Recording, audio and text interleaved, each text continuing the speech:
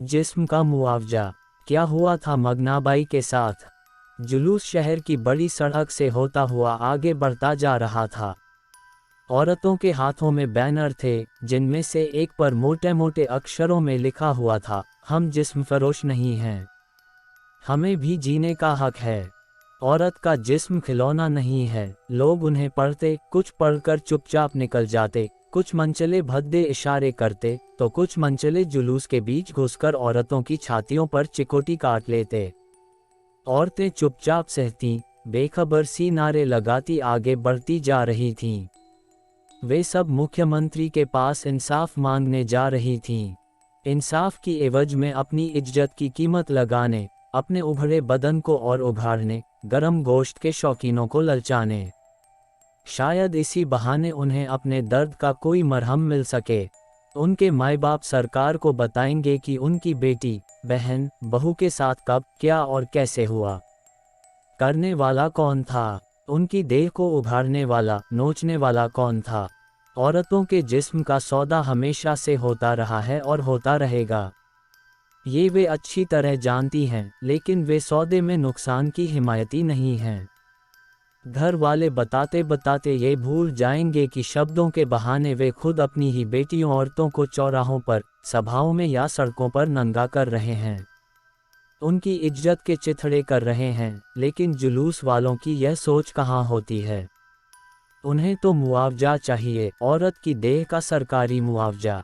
अखबार के पहले पेज पर मुख्यमंत्री जी के साथ छपी तस्वीर ही शायद उनके दर्द का मरहम हो।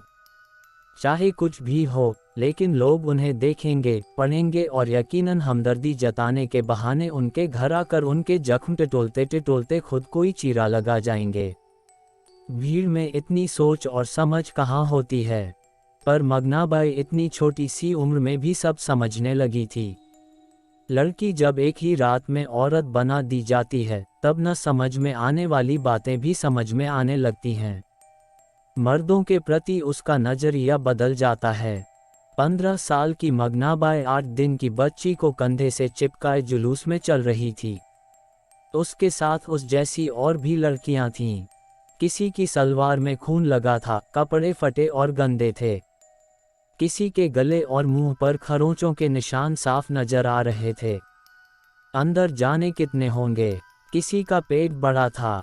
क्या ये सब अपनी अपनी देह उभार कर दिखाएंगी? कैसे बताएंगी कि उस रात कितने लोगों ने? मगनाबाई का गला सूखने लगा।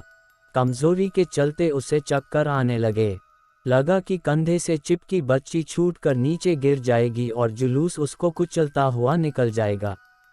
जो कुचली जाएगी, उसके साथ किसी की भी हमदर्दी नहीं होगी। मगनाबाई ने साथ चलती एक औरत को पकड़ लिया। उस औरत ने मगनाबाई पर एक नज़र डाली। उसकी पीठ थपथपाई। बच्ची, जब इतनी हिम्मत की है, तो थोड़ी और सही।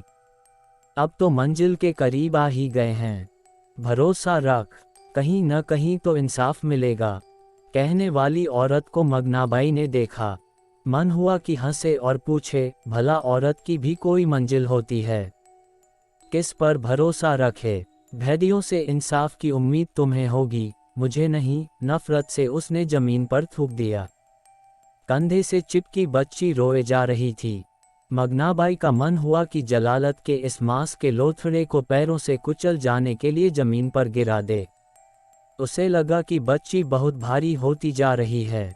उसके कंधे बोझ उठाने में नाकाम लग रहे थे। जुलूस के साथ पैरों ने आगे बढ़ने से मना कर दिया था। मगनाबाई कुछ देर वहीं खड़ी रही। जुलूस को उसने आगे बढ़ जाने दिया।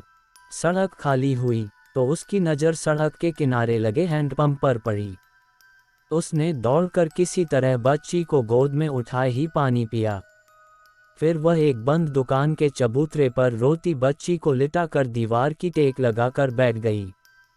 बच्ची ने लेटते ही रोना बंद कर दिया। मगनाबाई को भी सुकून मिला। कुनकुनी धूप उसे भली लगी।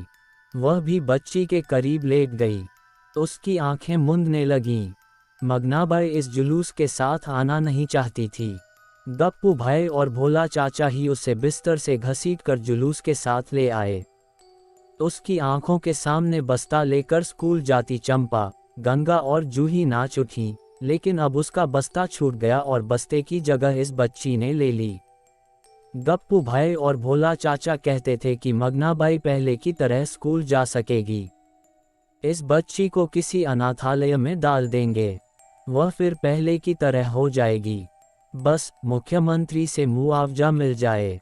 वे दोनों इन औरतों को दलदल से निकालने वाली संस्था के पैरोकार थे। जब भी पुलिस की रेड पड़नी होती थी, वे दोनों और उनकी रखैलें इन औरतों के साथ बदसलूकी न हो इसलिए साथ होते। जब भी वे दोनों साथ होते तो पुलिस वाले रहम से पेश आते थे।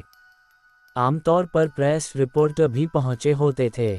वे दोनों कई बार गोरी चमड़ी वाली लड़कियों को भी लाते थे। उन दोनों का खूब रोब था, क्योंकि दलालों को अगर डर लगता था तो उनसे ही। उन दोनों ने मुख्यमंत्री के सामने धरने प्रदर्शन का प्रोग्राम बनाया था और पुलिस से मिलकर जुलूस का बंदोबस्त करा था। क्या मजाल है कि ये मिलीजुली जिस्म बेचने वाली थुल-थुल लड़कियां इस तरह बाजार में निकल सकें। मगनाबाई को कहा गया था कि वे दोनों मुआवजा मांग रहे हैं, इससे स्कूल खुलवाएंगे, इनकी जिंदगी खुशहाल होगी। तभी मगनाबाई के विचारों को झटका लगा। मुआवजा किस बात का, किसे मिलेगा? क्या इसलिए कि 9 महीने तक इस बच्ची को बस्ते की जगह पेट में लादे घूमती रही थी, बारी बारी से लोगों का वहशीपन सहती रही थी?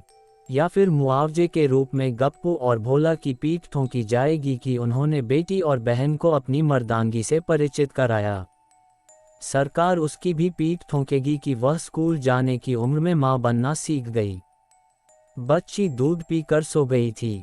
तभी किसी ने बाल पकड़कर मगनाबाई को झकझोरा, तो यहाँ है नवाबजादी।